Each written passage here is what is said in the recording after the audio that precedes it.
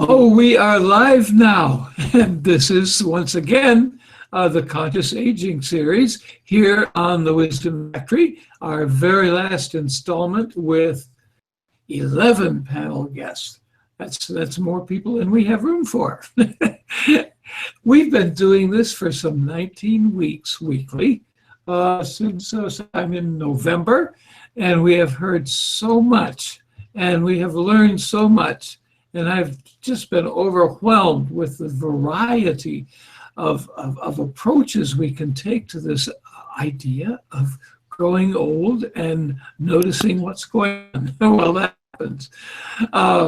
And so our topic today is what does conscious aging mean and how is it expressed? And we will get from all our guests their perspective on it. And then they will talk between each other because it will be a real discussion. Yeah. Today, I do a little bit of housekeeping. We will go over the 1 hour limit. Probably we go to 90 minutes because we are really many, and somebody will jump in later when the first inside guests are already gone. Obviously, if somebody doesn't measure up, we'll just kick them out. Yeah. Today we don't have an after show chat because I think we will be chatting here enough. But next week, everybody's invited to an open chat. Instead of the regular episode where we interview guests, we will have just a chat. Yeah.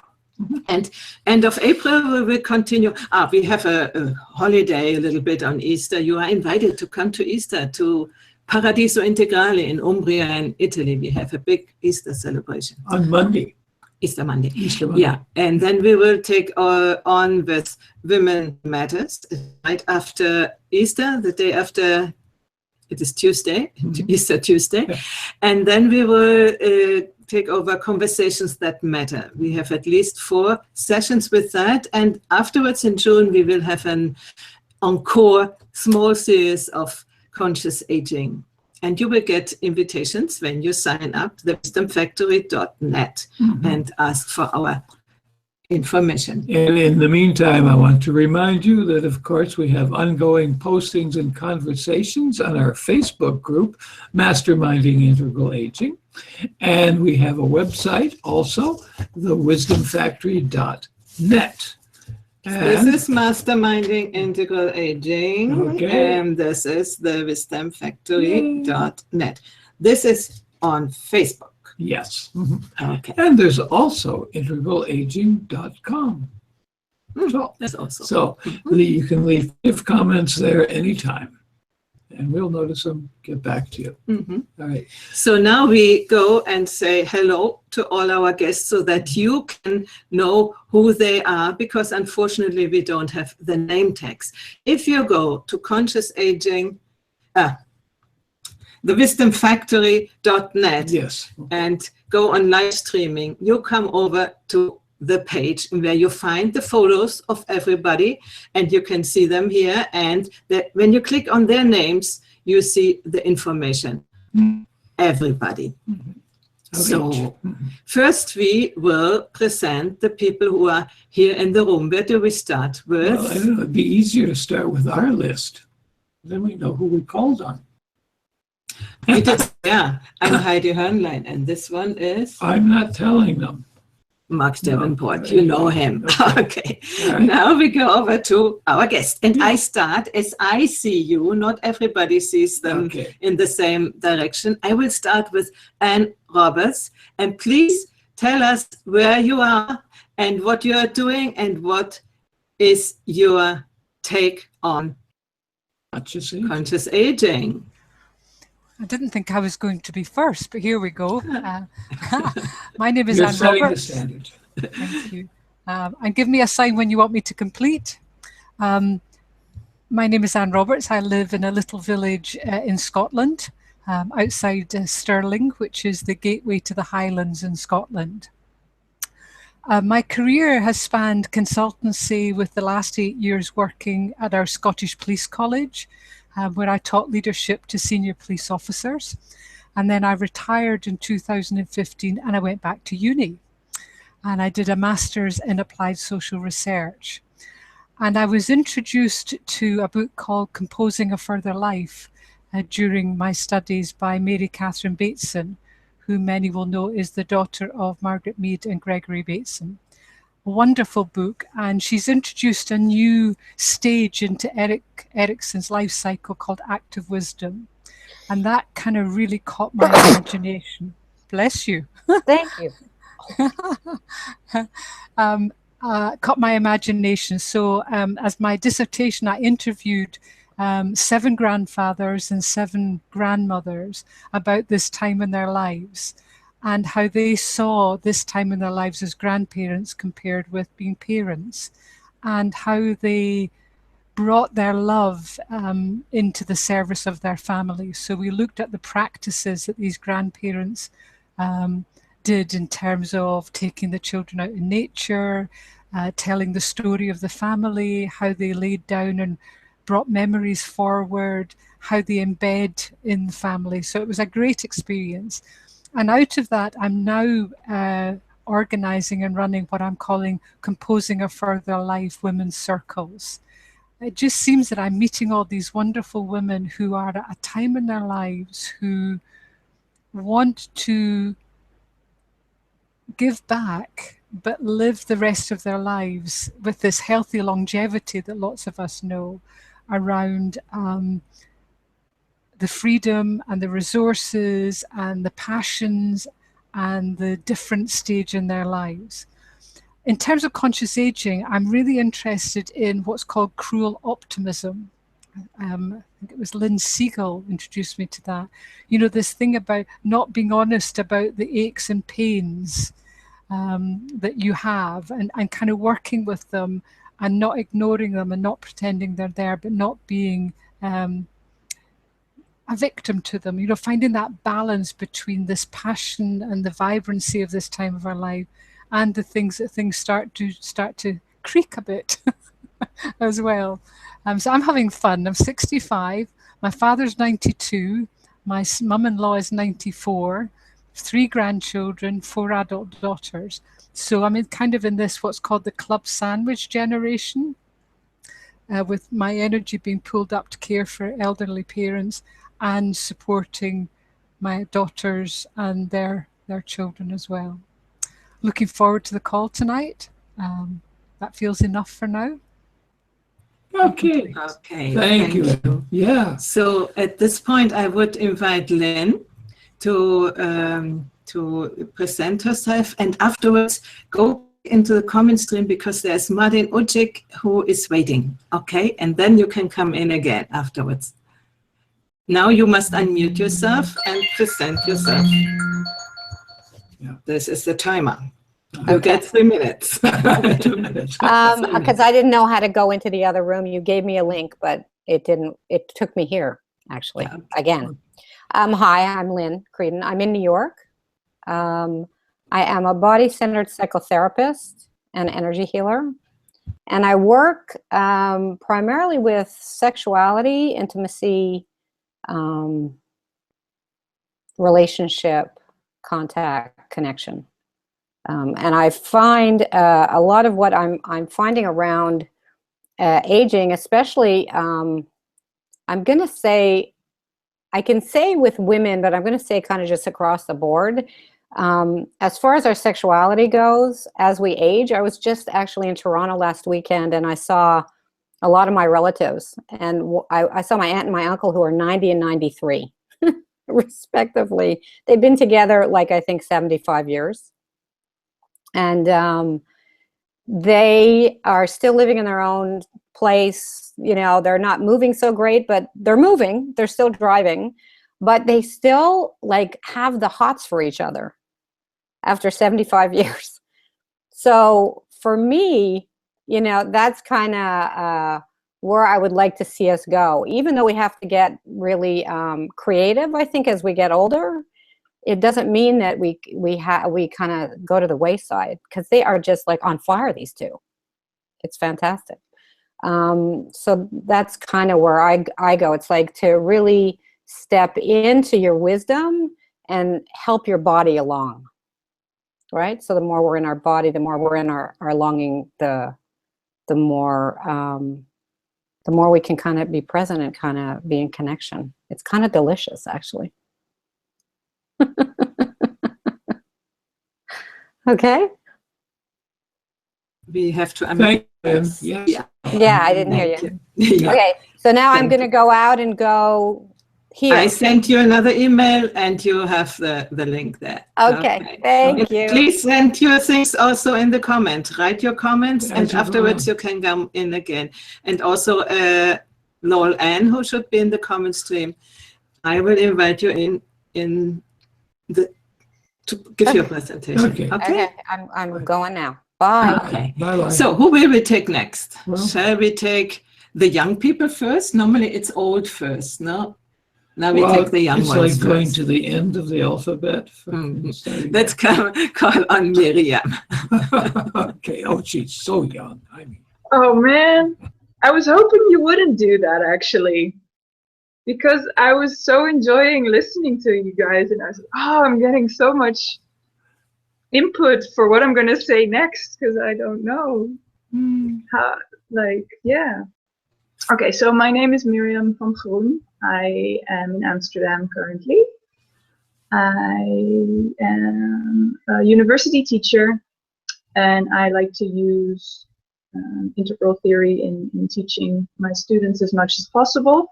And more than anything, I like working with groups, and I like coaching people to use the ingredients that are already there to make a next step into more fulfillment, more joy, more aliveness. And I've been getting coached on that as well myself, and that's been awesome. So part of that is actually what I really like, is that conscious aging. Well, the consciousness of it, I think, is important. To go like, hey, so where am I? What's going on? What do I want? How do I connect with other people? And so this is why I would have liked to hear from others as well, from more of this wonderful, wise panel, to just like soak it up and to listen. And to me, conscious aging is about seeing age as information and not as something that then is fixed, or that means something fixed. It's just part of the information that we can take into what it is that we want to create next. So. Okay, thank you. Okay, you can resume soaking. Okay. Yeah, and you will hear, you will still hear a lot of the panel, so Yeah, open your ears. And we continue with my ageist behavior and ask the other young person here in the room. Bettina, would you like to present yourself? That's fantastic. Reverse ageism. Can you hear me now? Good. I'm Bettina, and I am situated in Copenhagen, Denmark. And I'm 48. Probably should say that. And I don't know if that's why, but for me, conscious aging is actually a little bit strange, because aging is something my body does, but my spirit and my soul is ageless. And I think I feel mostly more connected to my soul. So conscious aging would be conscious living. And conscious living is something I've been trying to do for 15 years, where I've developed body, mind, and spirit and tried to integrate them. And that was actually before I heard of integral theory. I didn't sort of officially read the first book until 2013, and I was like, yes, yes, and yes, because it made sense to me. So it didn't feel new, I just hadn't heard the sort of terminologies before. Yeah, and a little bit about me. I have been in the business world for 25 years. Actually, I had my 25th anniversary as an engineering graduate in January. And I have been doing a lot of consultant and project management work. Right now, I'm taking a year sabbatical, doing nothing, or actually I'm doing a lot of things, but I'm doing whatever I feel called to do. And I have taken these kinds of breaks at least every 5th year during those 25 years. I have a lot of interests. I teach meditation in my spare time, positive thinking. I have a little garden. I'm reading all kinds of books. I think sort of two of my really big interests, which are close to my heart, is one inspired by Frederick Laloux's book, Reinventing Organizations, about putting integral theory into practice in organizations. And the other one is about transparent and authentic communication. Because I see that in the communication between us, we have a lot of shadows that are blocking our heartfelt connections, and we need to get a language and sort of ways to speak about that so that they don't come in the way. And probably that will be easier when we're older. Hopefully we can embrace ourselves better when we're older. Of course, that's not a given, but maybe. So I think that's enough about me for now. Thank you for being here. Thank you very much. Who would you like to hear now? Let's see. Somebody old. Like you? Well, Monica and I, we're about the same. Okay. Okay. Can you hear me? Yes. Yeah, I'm Monika Frübert. I live in Vienna, in Austria. And I was trained as a translator at the university ages ago. And by the way, I aged today about 10 years just getting into your hangout. So getting a grip on technology is one of my ways of conscious aging. Otherwise, I couldn't talk to you. And I just not only like to talk to the people around me, which, first of all, is my husband, to whom I've married for 55 years, sorry. I have 3 grandchildren, and I'm still passionate for life. On the mental sphere, in the body, I very much liked that you introduced the body. My body hurts today. My left knee reminds me that I'm still clinging to what in German you say, Ich-Wesenheit, so that I still haven't quite conquered my ego. On the other hand, this is what really gets me going and has quite a lot of entertainment. Being not wise, just being passionate about life. I got so many, I wrote down so many inspired points already, so I can't wait to hear all the others, wise men and women. Being 75 is just a number. That's all about age. As long as you are in contact with your body and your soul, was mentioned again before. And I organize Ken Wilber groups in Austria. I have been organizing it for 17 years now. And this is a great joy, an integral perspective on life and age. And I wouldn't want to miss that at all. Being a translator was rather boring after a certain time, and translating Wilber's texts was another input for me that really got me going. And I'm particularly glad to see Tom here, because we had we had some interesting chats already. And yeah, I'm not an artist, but I'm an artist regarding living, maybe. So my approach to life has been a very conscious one, and I'm a reading and writing person. And without writing, I probably couldn't find the red thread through all the mazes of my life.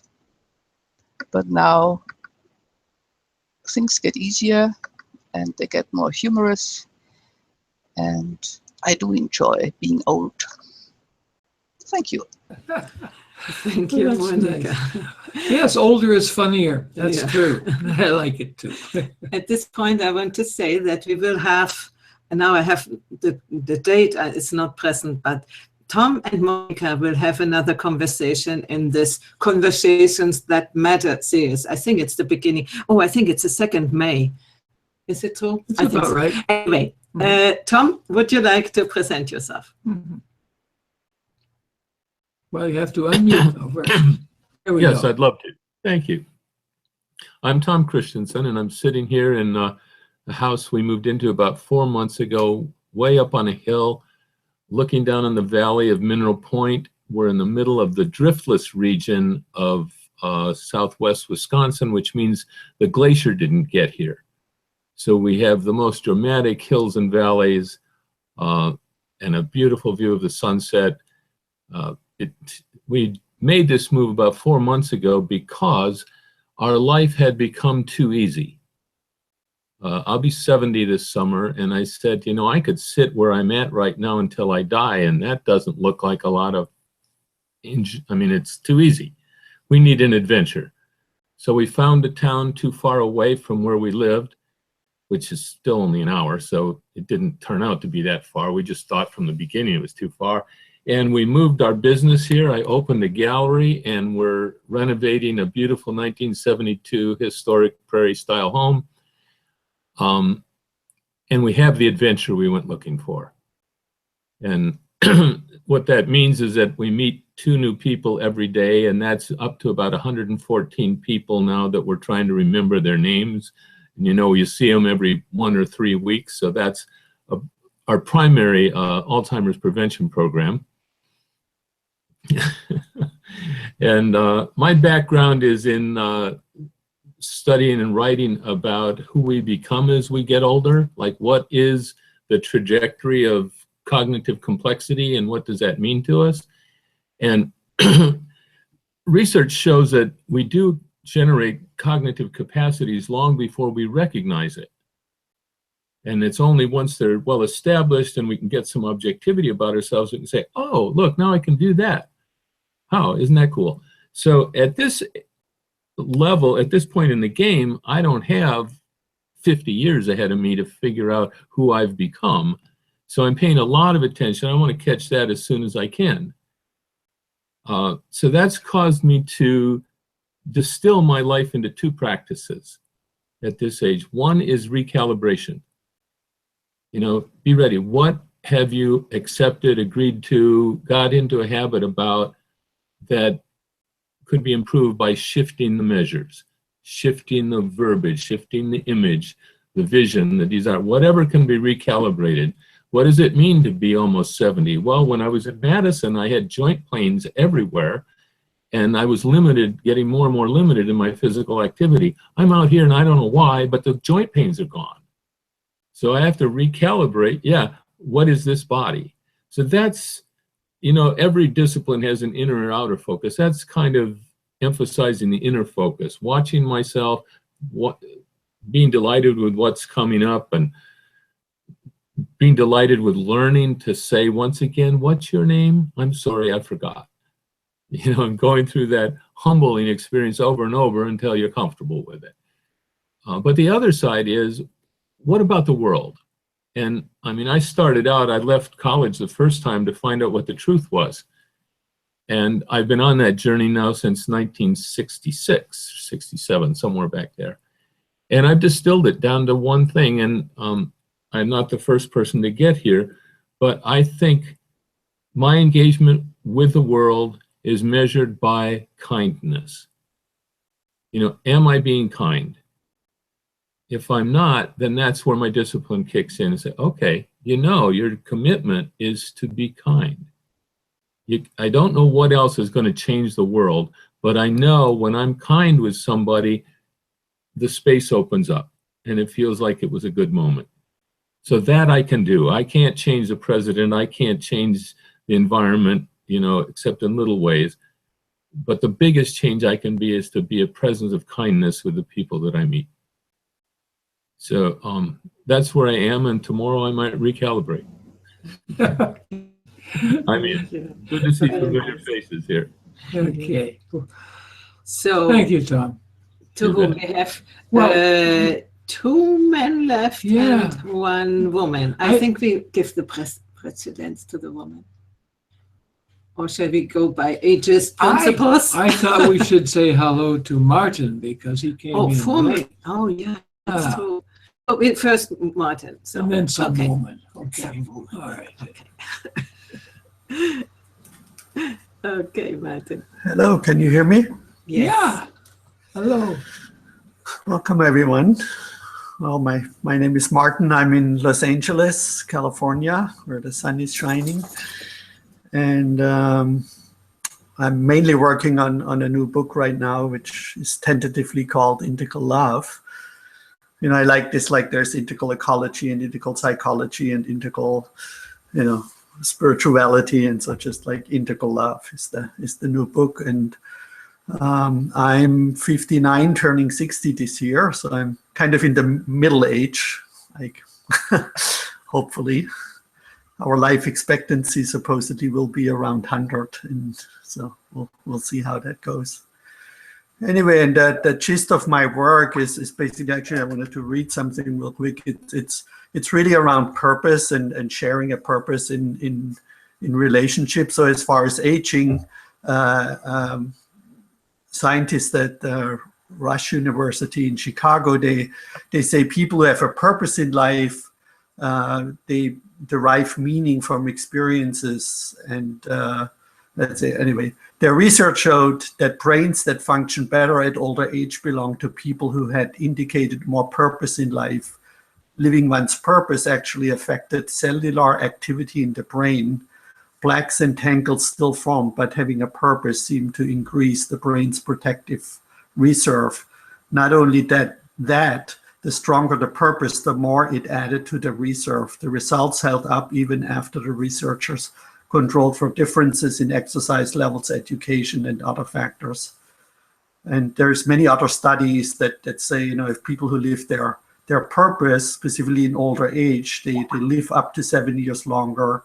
You know, they have a 23% reduced chance of mortality through heart failure and things like that. So that was one thing that really fascinated me, that I found out that we're actually genetically predisposed, for what humans know for a long time, to have talents to either create more good, truth, beauty, or function in the world. And for the integrally informed people, they will see that it lines up with the 4 quadrants, right? The good, the true, the beautiful, and then the lower right quadrant function. And so my idea around conscious aging is for people, if they don't already know what I call transcendental or higher, or, you know, there's many authentic, unique purpose is, you know, to really, you know, discover how they can contribute more goodness. Like Tom said, you know, he contributes kindness, right? Other people are more driven to finding more truth. Other people are driven to create a more functional world, or other people are driven to create more beauty. And these are really the 4 essentials, you know, that our humanity is based on. And so that's one thing about the conscious aging part for me. And the other part is that we also know that people who are in healthy relationships live longer and are healthier, because in general they look out for each other.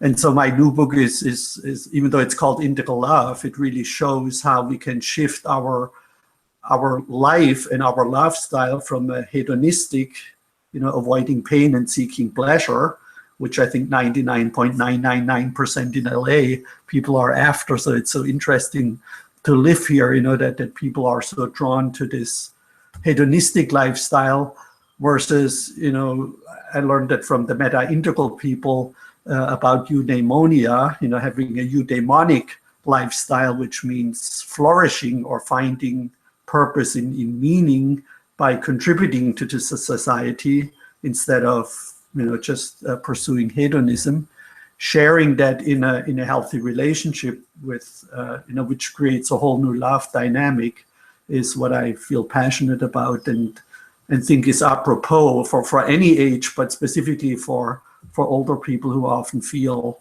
you know, once the kids are grown, if they live their what I call biological purpose and procreated, you know, and you know, some grandparents, of course, you know, they're very close with their children, but specifically in the United States, a lot of people are not.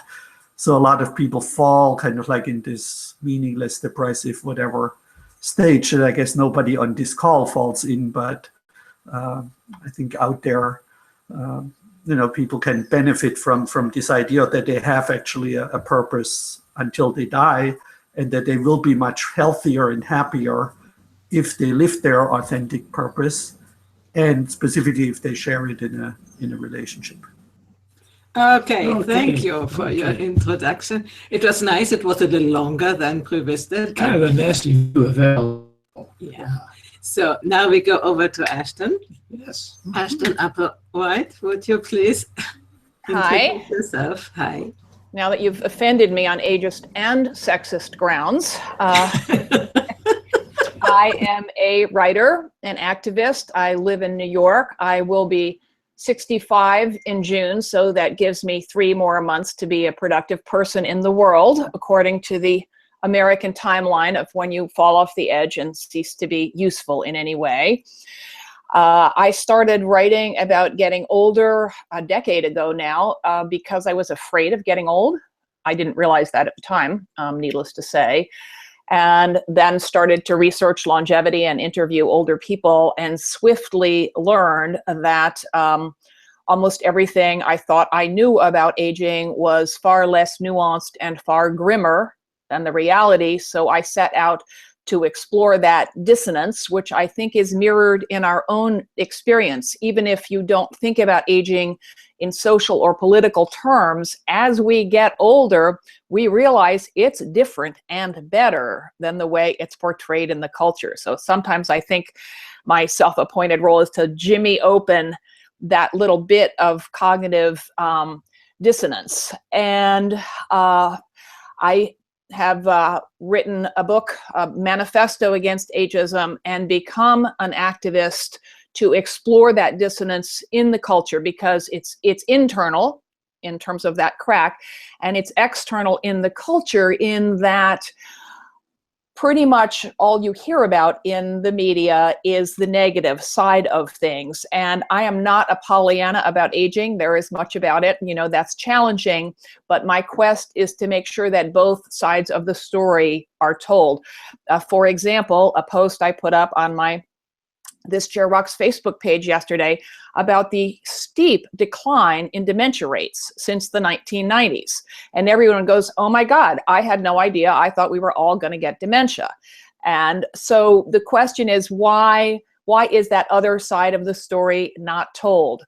So my approach to conscious aging is, I have to say, sort of secular, if you will, or tactical, in that what I would like those people who want to embark on this quest is to think about where, you know, to think about your own attitudes towards aging. We're all ageist. So first of all, to look for ways in which we are ageist instead of for evidence that we're not. So we can become aware of bias, because you can't challenge bias unless you're aware of it.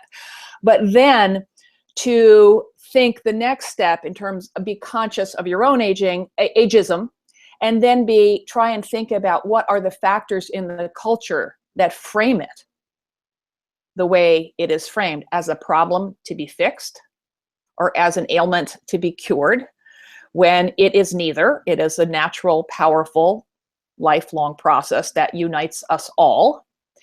And, you know, and the forces are largely, shocker, capitalism. You know, if we're satisfied with our lives, we can't be sold stuff to fix it. But as opposed to needing to buy pills or, you know, anti-aging remedies or whatever to solve these, to remedy these natural transitions. So let's take the shame out of it. And I also, Martin's comments about purpose resonate strongly with me. The research about how having a purpose confers protection against dementia is pretty amazing. It also confers protection against some of the physical decline of aging. So in my opinion, the biggest obstacle to finding a purpose in late life is this structural ageism in society and our institutions, and also, of course, between our ears, that says getting older means shuffling off stage. So I think we need a broad-based social movement, like the women's movement, that challenges the way aging is framed in the society. So I wanted to thank you guys for bringing us together. It's really exciting to have people on both sides of the Atlantic as part of this. I'm going to be giving a TED Talk in Vancouver at the end of the month, which is thrilling and terrifying. And I'm going to end up with a map that shows how the globe is aging. I mean, by 2050, 1 in 5 people will be 60 and up, to frame ageism as the global human rights issue I think it is, and hopefully get some traction around the world on this. So thanks. Oh, thank you, Ashton. Yeah. I can't think of any other way to insult her. Sexism, ageism. I'll stop, I guess. Okay. All right. I wanted to ask the panel members who have already spoken, if there is somebody who can stay over the hour, if they could go out and allow Lowell Ann to come in and present themselves. And then after the hour, you can jump in again. Is there somebody who has not yet spoken? So that excludes Hans and John. Who do we want to have first? Oh, Hans or John? actually, John's been waiting the longest. Yeah, he was the first in the Yes. green room. So finally. Well, Should I just go out? you Or- could go out for a minute and later come back, okay? Yeah. Good. Okay. Lowell Ann, come in. All right. Okay, so you want me to go now? Wow. Kind of feeling so much input, and where do I feel like a bit of an outlier in relation to this conversation in certain senses. I mean, I belong, if I have any qualification for being here at all, I guess it's that I'm 65, and so I've sort of reached a certain point of awareness of age. So I find that a very odd process of kind of every so often I find myself looking into a mirror and thinking, who is this old geezer? Because it doesn't, what I see in the mirror doesn't relate at all to kind of anything that's going on inside.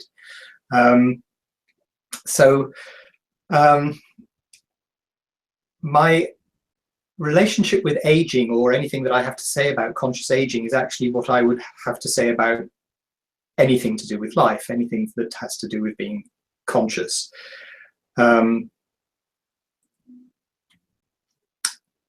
I have a particular perspective on what consciousness is capable of that I think we haven't even kind of begun to scratch the surface of, and which I wrote a book called The Science of Possibility, which kind of frames what that is, and it's a sort of a second tier integration of science and spirituality, and that's all tremendously kind of worthy. And what it boils down to is that there is so much more than has ever been really gone into in the area of how our relationship with the world operates through information, and it operates through information in a creative way, such that what we bring about in the world is really so deeply conditioned by an information field.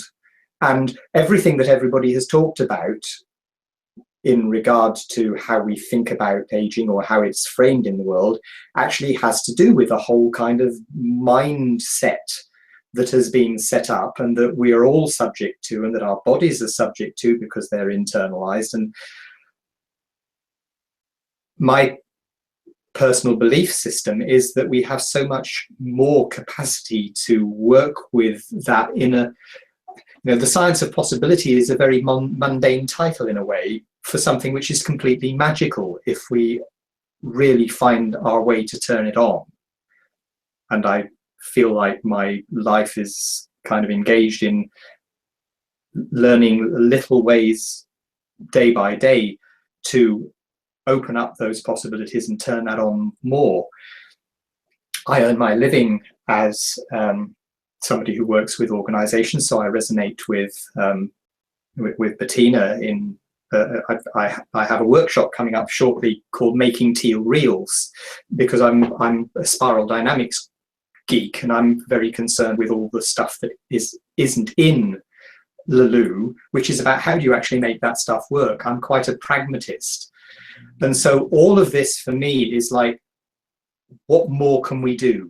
How can we change how we think? How can we change how we frame reality in such a way that we get even further beyond all these wonderful psychological and sociological ways of looking at aging, and make it almost kind of ultimately quite irrelevant. So I'll have to stop there. Well, thank you. I know some of what you're talking about, having read your book and having had other conversations with you. And it gets me excited every time, because you stretch my head. You just stretch it. I'm so happy with that. We have one more. And then Llewellyn And comes then in. Llewellyn. But first, our friend Hans. Tell us about yourself, Hans. Thank you again for gathering together this august group of people, and I'm privileged to be the last speaker, which is essentially what Miriam had wanted to be, so that she could soak up everything. And with everyone that has talked, I have sort of soaked it all in and decided other things that I could say, but I've forgotten them all. I specifically enjoyed every single person's input and perspective on life, and I think that's where we all sit in the world of trying to make sense of what it's all about and how we fit into it. I specifically love the purpose, and I do believe that it's the single most important thing that we can help people find at any stage of life is what is it that is your purpose. I live in San Diego, so I live in a very nice and temperate or in warm climate in sunny California. I moved here in '86 to do some structure work. My background is protein structure biologist. I spent many years doing that as a postdoc at the Scripps Research Institute, and then moved on to a startup company that used the technology of structure to inform the drug discovery process, and stayed in that arena until 2009, when I was retired early and released into the world of unemployment, which was a very, very interesting transition, because it sort of brings up the whole question of, well, and you're nearly halfway done, what are you going to do with the balance?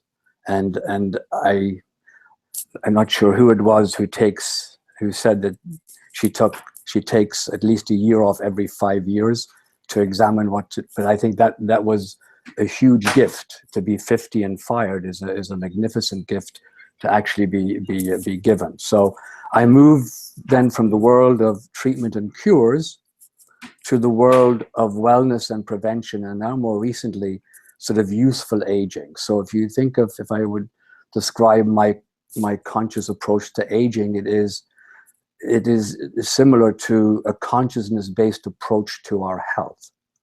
In the last 8 years or so, it's become clear by learning from lots of people that we have more control over how we do that than we actually give ourselves credit for, because the whole field of epigenetics, which is a very, very sexy field that most pharmaceutical companies are going after, and also nutritional companies, specifically say that you have the ability to change how you're making life.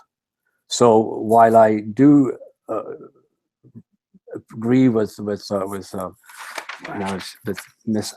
Ashton Applewhite that, you know, we always want to sell people, our capitalism, our consumerism is based on selling something to somebody, hopefully, that they actually need.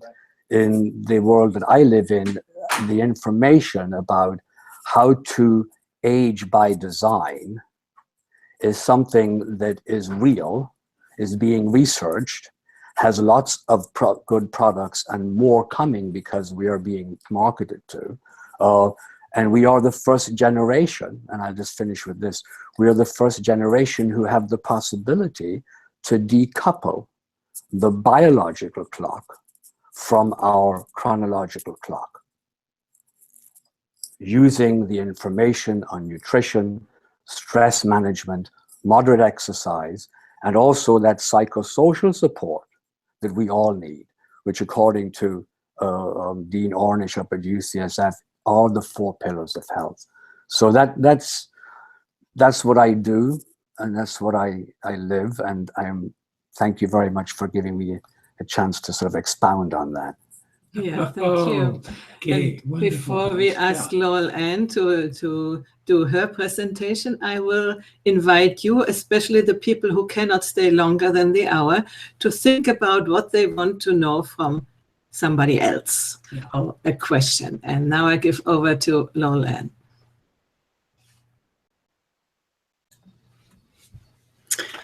Well, good morning, and I'm very sorry I was so late getting here. Things pile up. So greeting to everyone from Victoria, British Columbia. I'm on the left-hand coast of Canada on beautiful Vancouver Island, where it is really spring right now. The daffodils are everywhere, and the streets are lined with cherry blossoms. It's just wonderful.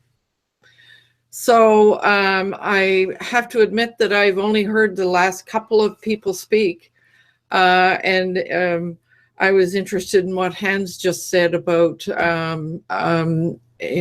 his concepts.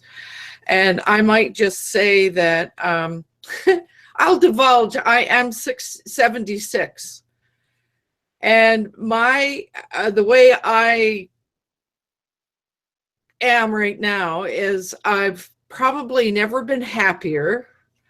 I've probably never been healthier because I don't have very much stress in my life. I think stress is probably one of the worst things. And so at this age, I get to do what I want to do. I get to learn what I want to learn. And what's stressful about that? Really nothing. So I continue to be in business and do coaching and do lots of things online. I love the fact that I've been able to connect with people on a global basis through our Hangouts and so forth. That's how Heidi and Mark and I met. We've never met each other face to face, and but we've known each other for a while now, haven't we? So I guess one of the pieces, and I think Hans kind of referred to it, but I find that one of the most important things for me is the sense of community.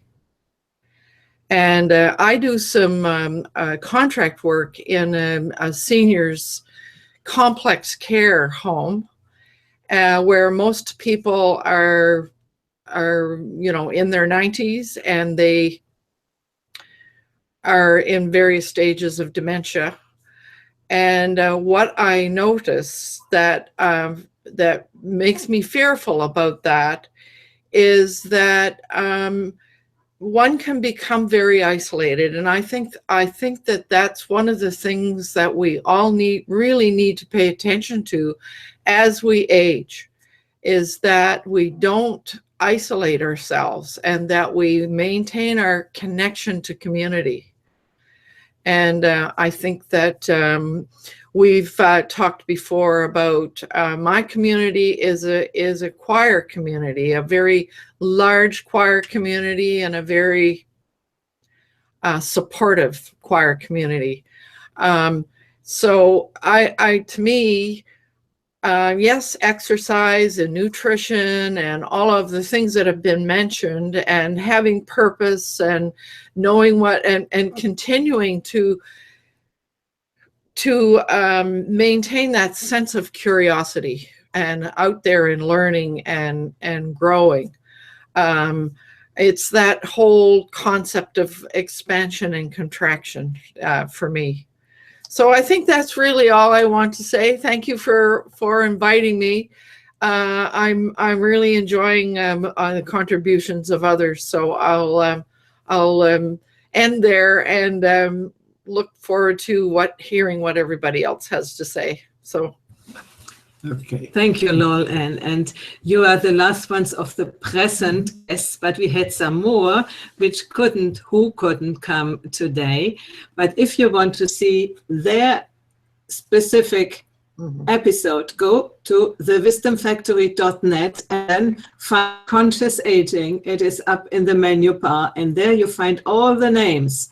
There are 20-something names, and you can watch what you want to watch. I mean, there's so many interesting things. And as Mark said before, we have learned such a lot. Yeah, and I want to pick up on that so many business, because one thing that is quite clear from who we have gathered here is that as we grow older, we grow more individualistic. We become more diverse. There's a gerontologist who has said that if you talk to one 80-year-old, all that means is you talk to one 80-year-old, because we're all different and we become more different and unique. As this process of self-development and expression can expand and grow and become a fantastic period of life. And we get happier. Geez, who would have thought that at age 20 or 30 that we'd be happier when we were old? Yeah, it's amazing. But I don't want to speak for others. Well, sometimes I do. Now we give the possibility to who needs to go off in a few minutes to ask, share, whatever you want. I think, Miriam, you said you have to go. So I would give it to you. Thank you. Well, that was good. I have been listening. I have been soaking it up. And ever since you asked us to think about what we were curious about, I was just feeling into curiosity in my body, like what that's like. And it's so alive. It's like there's not even that much content to it. I don't like, oh, I want to know this from Ashton and I want to know that from John, you know? But there's just like, ooh, I could ask anything. And it's great. And I've also learned a lot. And I'm curious actually about both of you, Mark, especially when you said we've learned so much. Is there anything that's changed since you started this and like got this amazing lineup and had these conversations every week? What's changed for you? Well, a lot of that has actually been because of this lineup.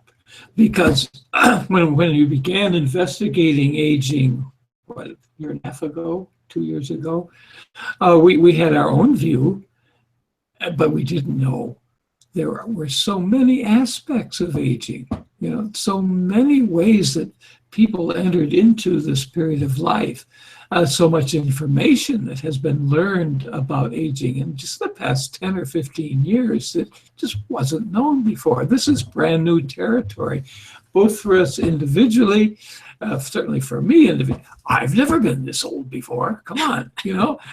And I have such an idea that this is the grandest adventure that I've ever been involved in. You know, I look at my past, and it was one of the scrabble relationship, bad divorces. Oh, what happened to the kids? Geez, you know, buy another home? Oh, no, thank you. You know, that's over, and I can do other things now, and it will come to me whether I search it out deliberately or not. Life will throw things at me. But I can now pretty much look at those as interesting chapters to go through. And I hope that continues to the very end. Yeah, and I want to know when I die, by the way. Okay.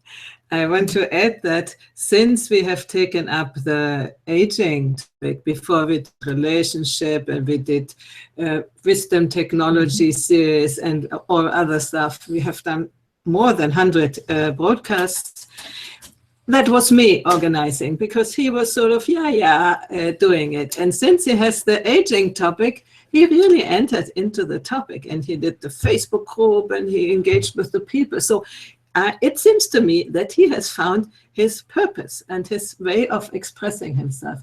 And for me personally, it is so amazing for me to meet you, to talk to you, and to learn. I'm a learner passion.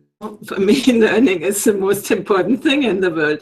So I got so many perspectives. And before I was more so, I have to do it all myself and figure out things myself. And now that has opened up the possibility to be with others. And this is really, really great, and to learn from all of you. And I hope we will continue to do that. And you also, people, connect with each other and share each other's content. Oh, there's our doggy who wants to share something with us. I'll be back. Yeah. And, our intention when we created this, first of all, it was mine because I'm the tech guy and do this work, was really to get people together, get to know each other. It was grounded in the first integral conference, where all the people did great papers, presentations, and then, nobody knows about it except when they were in this particular workshop. So that was the idea, give people the space to present their things. Strangely enough, the little integral people didn't come, but the big integral people did come. Like I say integral, also if spiral dynamic on, you came several times, and Jeff Salzman, and we had Terry Patton last week. So the small people still hesitate to give their thing out. The small, I mean, like this, while who has understood that our message has to go out, they came, like Ashton too, many of you. So I'm really, really glad for your participation here. And now I will open the space. We are already at 8 o'clock, but if you have time, stay and communicate with each other. Ask your questions, not the other one, questions. We don't want to propose questions, so please do it. Monica, I see she is already going. Yeah. Okay. I like to ask questions. John said, how can we change how we think? And this is something I got in resonance with this, because how can we change not just thinking about age? How can we change how we think about ourselves, our lives?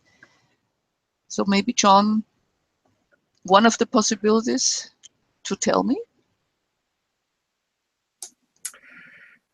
Oh, well, thank you for asking. It's how do I give a short answer to a potentially huge question? The core of it for me is that we have all been brought up and conditioned to think of material reality as being something which is fixed, and to think of our consciousness largely as something which we generate from within this physiology. Whereas actually the more that you discover and learn about soul and spirit and the nature of the structure of the universe, it's all driven by information. And there was something that Miriam said about age as information. All of this is information, and as we change the information that is held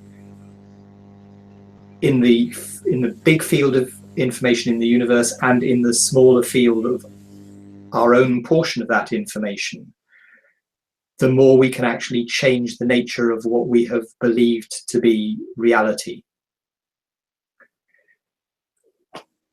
That's the short answer.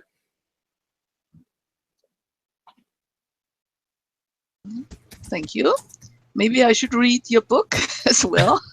Yeah, it's interesting. Because I'm keen on possibilities. I like it when people read my book. Good. Okay. Thank you. Okay, who else wants to jump in? Oh, Lynn is back. Yeah, wonderful. Maybe you take over some space, Lynn. You had only a little before, and then I want to hear some more about Anne and of Bettina. Yeah. Does she hear us? I don't know. There we Okay. go. Can you hear me? Yes, Yep. yes, yes, yes. Okay, I finally figured out the mute button. You know, listening to everybody, it's just like, I feel like I want to spend a week with all of you just to talk about this. A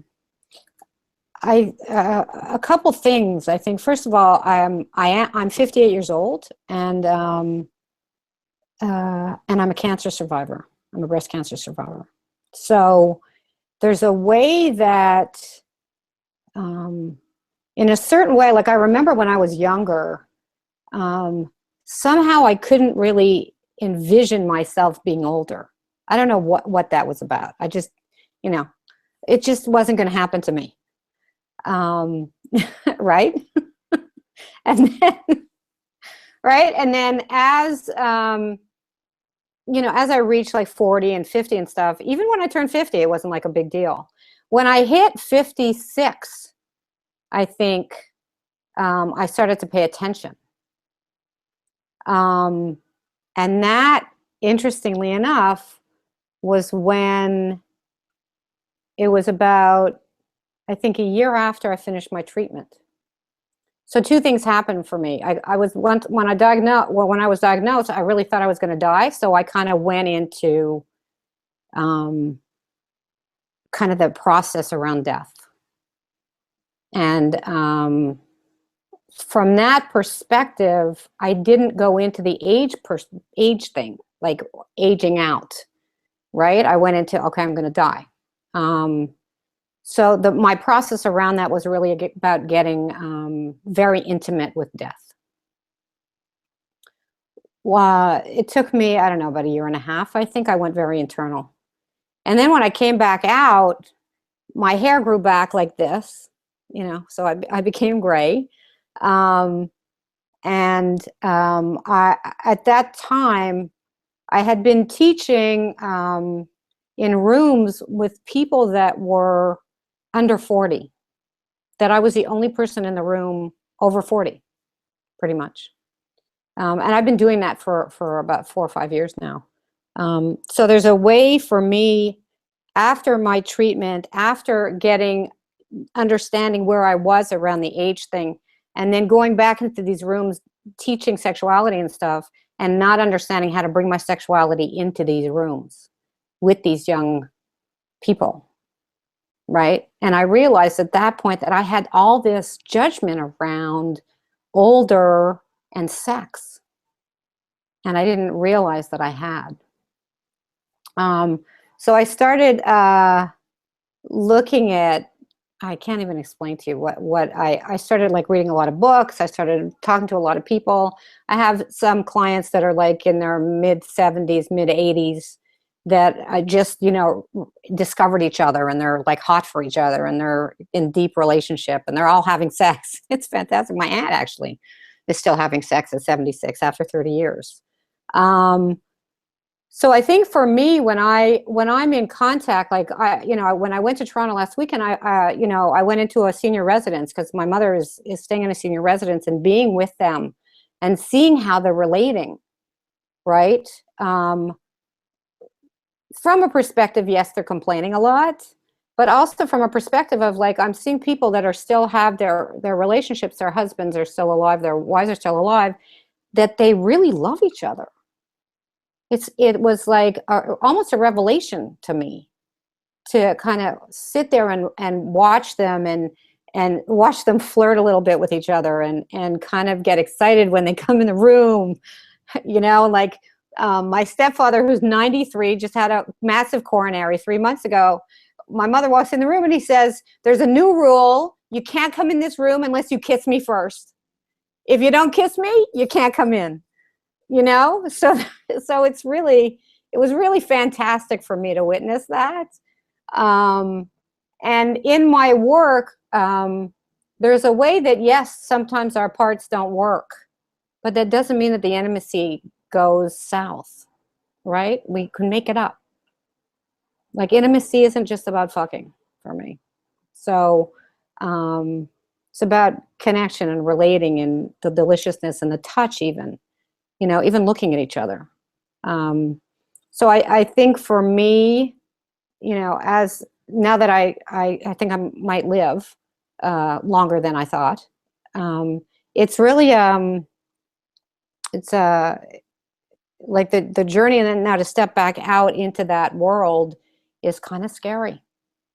I'm gonna say, right? Dating it now. Here is Martin Ucik, the dating expert. Contacted. Okay. Really? Love to hear about that. So that's kind of just what I wanted to share. So it's kind of like I do programs. I do a 3-month program called The Art of Intimacy, and I have people in that program like from their mid-20s to like 80s. And it's really wonderful because the young ones, first they get a little weirded out when they see the older people, and then they're like in awe because of the depth of their connection, right? And how free they are in themselves. So it's really wonderful. That's very interesting. Yeah. Great. Great. Who wants to jump in here on that? Okay, Anne.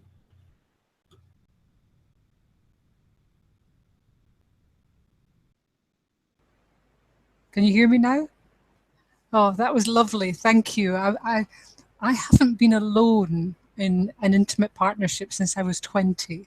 I've had 2 partners, and David's 70 and I'm 65. And we were just celebrating that we actually feel we're probably the best we've ever been as a couple at this time in our lives. And the interesting thing for me is when I retired, and it builds on what John was saying as well, I got really uncomfortable about who am I now with the world of work disappearing. And learning about this stage in our lives called active wisdom really helped me to see, and that Mary Catherine Bateson argues that we're going through as powerful an identity crisis as Erickson talked about from adolescence to adulthood. And that we're really not talking about the discomfort in identity that we might be going through, and the support and community figures so clearly in that as well, around being with people who you can say, you know, I'm and it's almost like I was regressing back to some of my patterning that I thought I had healed and balanced. And so David and I have been on a 6-month journey with Thomas Hubel, doing the mystical principle of healing. And are you on it too? Oh, wow. And it is such a beautiful, powerful program. And what I've really learned is how my body can guide me to healing, to understanding what that old structuring is. And just healing. And for me, it's around resistance to control. That's what I now realize, that I've danced with control most of my life. But, I forgot what I was going to say now. Oh, yes. And the other thing for me is to really recognize what I might be handing on in terms of cultural burden to generations younger than me, and taking real responsibility for my own patterning so that I don't hand it on. So just that dance, and I'd love to speak more about Thomas, because I'm looking for buddies as well, because it's a really interesting, challenging program. Wonderful, wonderful. Me too. I would just, let's connect afterwards. I would love your information. Yeah, okay. I would love to talk to you. Okay. Okay, who next? Who haven't we heard from? For a I don't know. while. There are Bettina, Martin, Tom. Tom, maybe. Who wants? Okay. All right. Go very ahead, good, Tom. Me, am I up here? Yeah. Two thoughts have come up here, and I wonder if we'll have any comments on them. One is that if we look at Stephen Rees and his motivators, we find that what's normal is a really broad range of people. And what we have here is a self-selected group who are, we might be able to say, are curiosity addicts. So I think we need to caution ourselves and remember that although we're, supporting and affirming each other's curiosity, the world and run into people that have no curiosity at all. And then that's very normal. So that sort of caution I'd throw out there, and let's hear about that. But the other thing that came to mind was when Monica asked, how do we interrupt these patterns? Because with my recalibration issue and other things people have talked about, I said, oh my God, that it really isn't so true, is how do we do that? And I'm remembering, as I sit in meditation now in the morning, I can get pretty quiet. I can still my mind and nothing happens, but all of a sudden I find I'm in a conversation. I didn't decide to start that thinking, and it's very coherent, the grammar and everything is appropriate, but nobody made that happen, which to me is a very clear example that that's how I go around the world most of the time. When I'm not sitting in silence, my brain patterns are already been established and they're just going to run.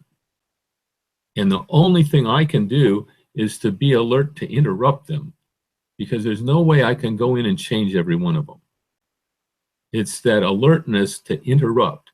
I think the term is a cognitive subroutines. We are composed of cognitive subroutines that with the slightest trigger are going to activate. And I think at this stage in life, the preciousness, one of the precious things we can bring to the party is that ability to notice activated. And that's where we have control. We can create new patterns. I don't want to rule that out, but the biggest is to interrupt what has already formed us as thinking beings. That's all. That's a bit of my insight, and if it prompts some thoughts from somebody, please comment. Well, just I want to say, yeah, I know what you mean, because my reactions come without any help from me whatsoever. I open my mouth and out comes the shit. And it's often towards this lady. And it really does take, oh my gosh, here it is again, And there's other ways to deal with these kinds of situations that are much more productive and feel so much better for both of us. It happens with other people too, but most intensely, really. And we go into the topic of Martin, no? Mm-hmm. Yeah. How a couple can be, let's say, a growing path, They can be couple as a growing path, each other to grow. Mm-hmm. If we have given each other permission to say what we need to say, And this, when we met about 5.5 years ago, that was what I installed from the beginning. I said we have to be sincere, and that was also because we really came together. Because even after 2 weeks, we were already in the old patterns, and I said no, we have to stop that, or we cannot stay together. And since then, it was quite a good journey. She sounds like she made me do all the work, but not quite so. Nah, they do. Anyway. Okay. So, who wants to jump in now? Mm-hmm. Bettina, okay, come in.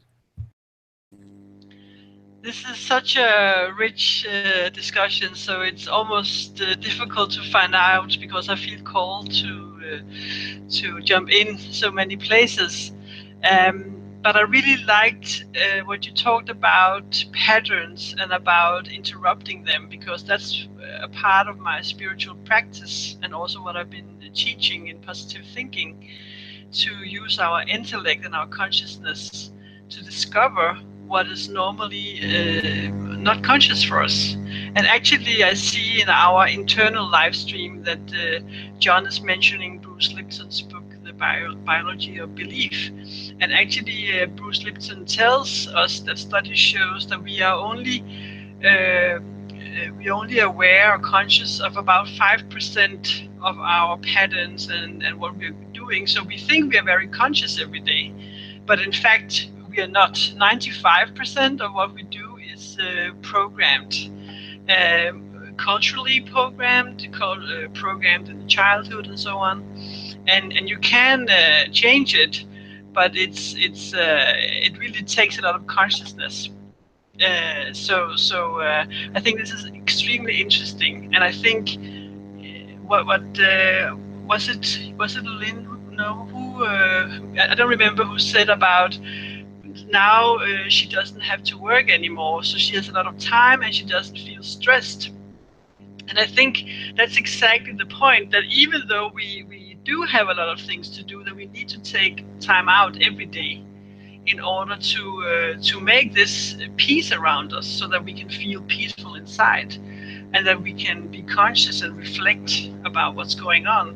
If we don't do that, it's just going to sort of overwhelm us. And I personally have a lot of rituals in order to sort of, for example, before I go to bed, I wipe my internal screen, so that I go to sleep without any of the problems of the day, and I wake up completely to a new day without bringing anything from the previous day. So there's a lot of things like that which I find very interesting, and which I find is so important when it comes to being able to solve the big problems in our world. Ageism is one, but climate crisis and all the other stuff. So consciousness and taking time to reflect is really important, I think. I better stop now.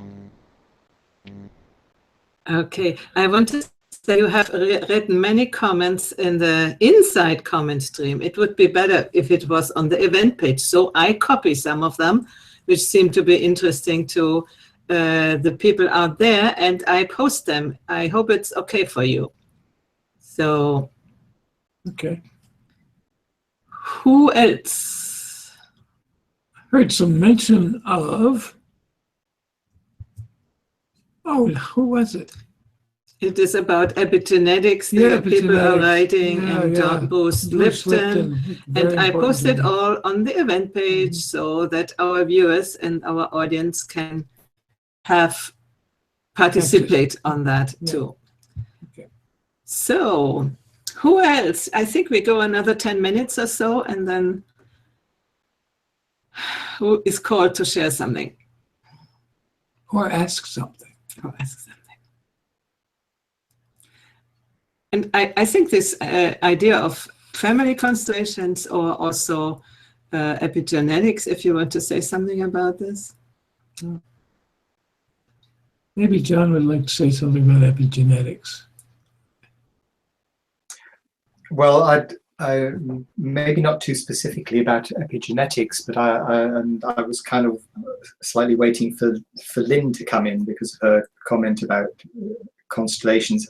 It's like, if anybody who has ever done constellations work, whether it's family constellations or in organizational contexts, the amount of data which comes out of those and which is revealed through people's experiences and through people's bodies that you could not possibly imagine to be how rich and detailed and specific and you know, how you can bring somebody into a constellation and they're going to represent somebody they've never met, say somebody's grandfather, and they immediately, their body goes into the pattern, they start limping and they stoop because they pick up whatever is in the field. Now, yes, that is magical, but it is incredibly real and incredibly repeatable. It just happens all the time if you do this kind of work. And this is the core of what I'm talking about when I express the information field, the amount of data that is present, flowing in, around us, through us, on a continuous basis. You know, we're just picking at the stitches of this and finding out what's there. And science doesn't have a clue. Conventional science doesn't yet have a clue of what that is, because it's put itself inside a box that it can't think beyond. Apart from that, I'm not passionate about it at all. I just want to say just one thing about that. Back in my day when John Parakos was still alive, he was my teacher, core energetics, bioenergetics. He started bioenergetics, and then he went into core energetics with the path work. He used to talk about illness from a perspective of family, like genetic illness, right? So there's genetic pieces into it, but there's emotional genetics he would talk about.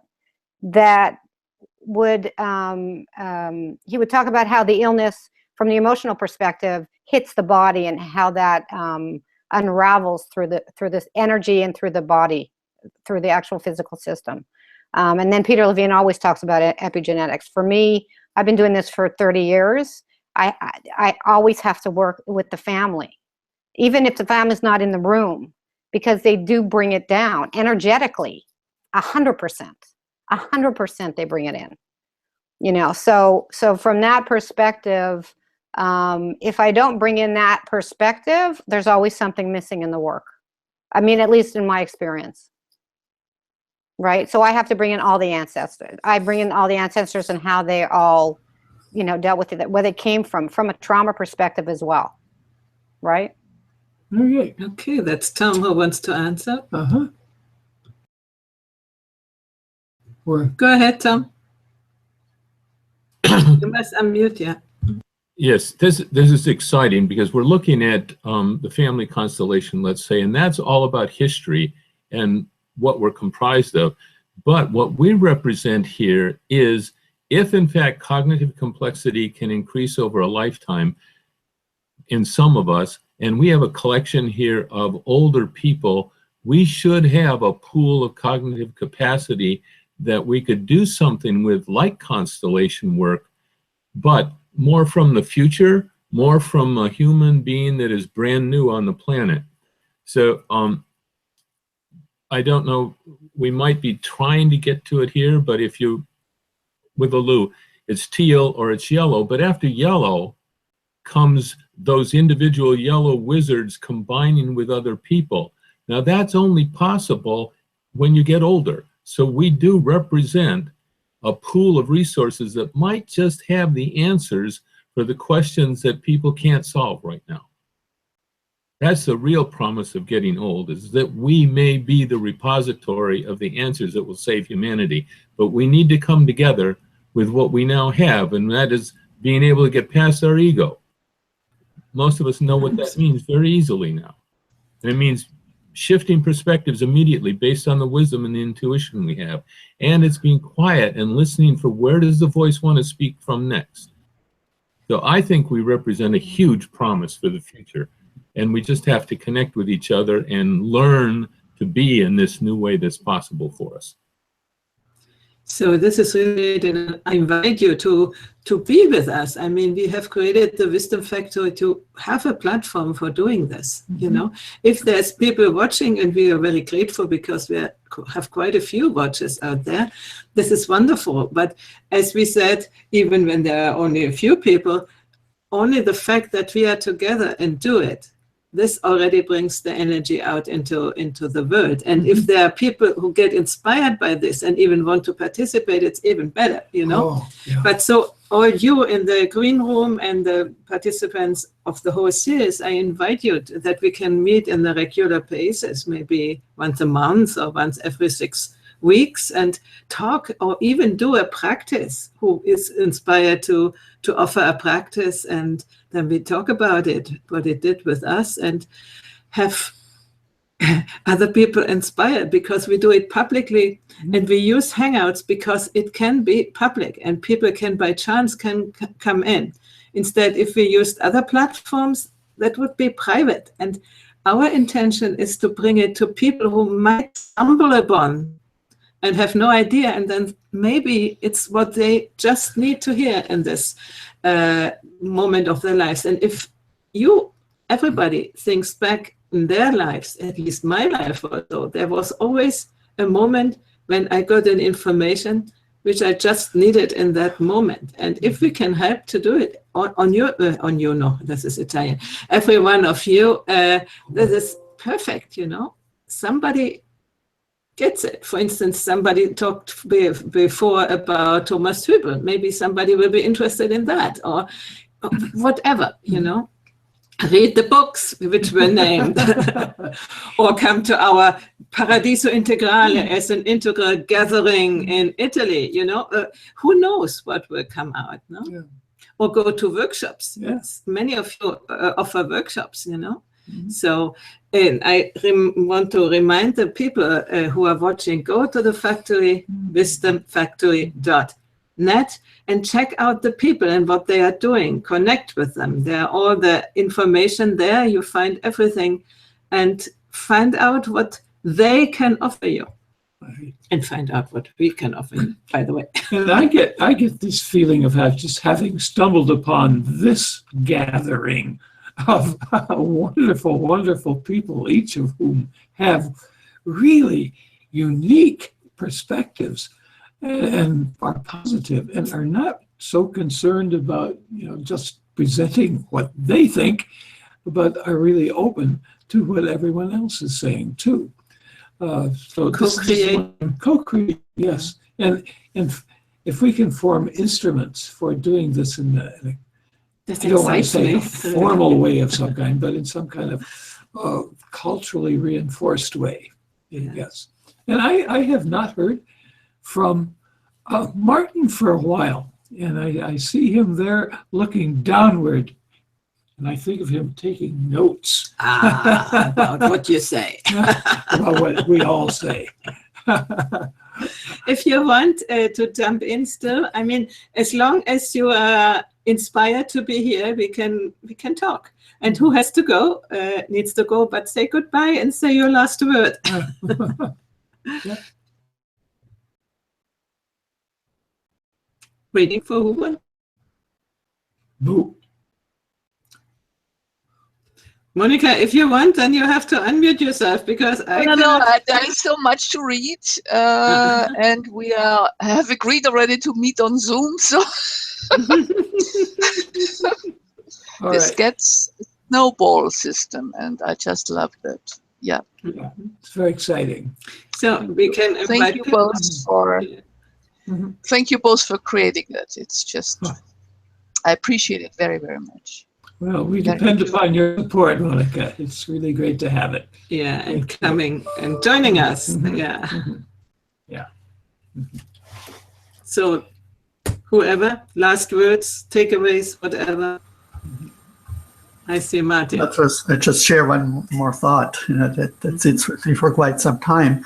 If we look at, you know, the last whatever 1,000 years or so, you know, we know from Habermas and others that usually we needed future generations to clean up the messes that previous generations created, right? So, and these time spans got shorter and shorter. So sometimes, you know, we were in a certain epoch for 500 years or so until, let's say, the Enlightenment era then arose, which solved some problems of the previous generations, right? And it seems like we are the first human generation that actually grows old enough that we have the chance to clean up some of our own mess that we created in earlier life, right? Because life expectancy was usually around 50 years or something like that, even until, I don't know, 50 years ago or 100 years ago.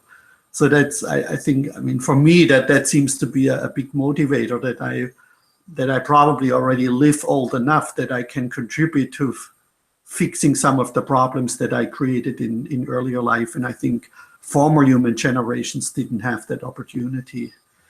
And I find it very inspiring, and it kind of listening to everyone, you know, I felt that, you know, as somebody said, we're of course a very small self-selecting, curious group, but that's what I feel is my passion and my purpose, to, you know, to bring this into the world, that in the context of relationship and sharing an authentic purpose in a love relationship, with the goal in a way to clean up, you know, on any level, on the physical, on the mental, on the emotional, the spiritual, but ultimately to turn that outward and to, you know, to inspire other people to create more good, truth, beauty, and function in the world, and move to this, what some people now call this eudaimonic world or eudaimonic lifestyle. So thank you all for the work you do and your inspiration. And I really enjoyed very much listening to all of you. So thank you. Thank you. Thank you, Heidi and Mark, as always. Oh, sure. Wonderful. And the last word? Yeah. So one of the things I love to do is to bring things together. I love completions. And it looks like we're going to have a gathering on Zoom. So that's quite exciting, and lots of people are putting up their hands. So it looks like a number of us, and we've got Lynn can host us on Zoom, which is absolutely fantastic. So I'm looking forward to taking this forward with all of us. I would suggest to do it on Hangouts, even if there are only 10 people, because otherwise we exclude the viewers. We have quite a few viewers, and when we do it on Zoom, we don't know who they are. We cannot invite them. So I don't know. It's just my suggestion to have them participate, because Zoom is not public. Zoom is on invitation, and we need people's email addresses, or they have to write to us, and it begins to be a bit complicated. The nice thing with Google Hangouts, if they have subscribed to our channel, for instance, they get, in the moment we go live, they get an email that we are live. So they can come in even if they didn't know anything before, which with Zoom is not the case. With Zoom, you can have more people talking, but it is sort of private. You can afterwards put it on YouTube, but it is lacking this inspiration of being present live. And I find this so important when I prefer to be live with people than watching. So what I'm hearing is two things. One, do we want to have a gathering that's public, or do we want to have a gathering that's not? And I'm totally relaxed either way. What I like about Zoom is it's a lot easier to get into than Google. I had a bit of a dance getting in today, and you can go into triads and gatherings. I'm not sure if you can do that in Google. No. Okay.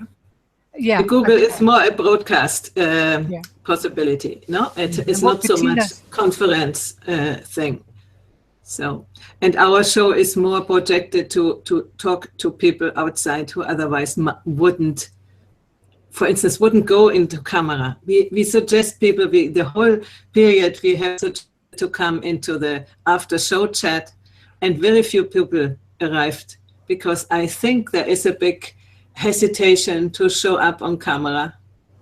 But watching, yes, but not being present. And in Zoom, you can switch off the camera, but you are present with your name and everything. No, with Google Hangouts, you give the people who are a little shy, you give them the possibility to listen to, be there live, and if they want, they write something in the comments. Oh, by the way, I want to acknowledge there is Lon McClure, there is Roland Takaoka, who was here all the time, there's Gina Donaldson, and I think other people. Today I didn't pay too much attention because I sort of needed to contact the choir here. Right. So we will talk about that. I will invite all of you to have another panel conversation, maybe in June or something like this, and then we will see how we go on. And you do privately whatever you want. So okay. I stop the podcast here. Thank you for watching, everybody. Thank you for being here, everybody, and see you soon. Okay. Bye.